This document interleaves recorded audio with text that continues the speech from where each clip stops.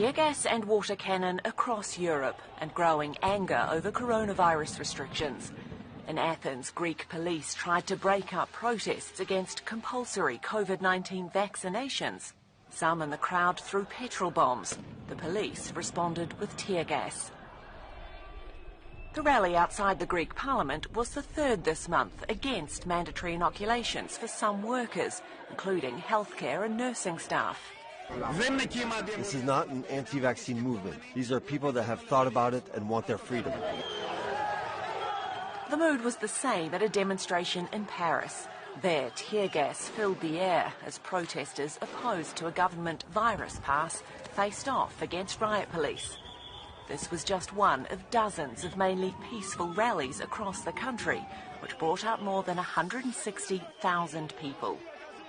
The French plan requires all healthcare workers be vaccinated, and for everyone else to prove their virus or vaccination status in order to enter restaurants and other cultural venues.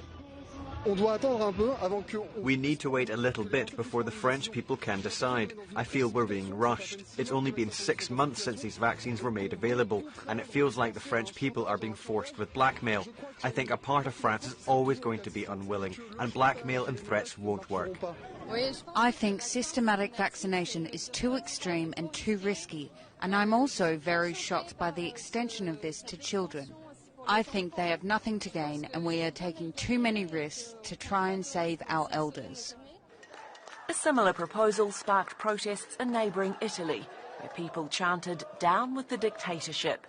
From August, a vaccination certificate will be needed to eat in restaurants and visit cinemas. On Thursday, the EU reported that 200 million Europeans have now been fully vaccinated, more than half of the adult population.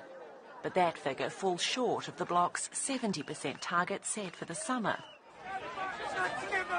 In the United Kingdom, thousands of people rallied in London against what they say is the erosion of civil liberties, after the government's track and trace app meant more than 6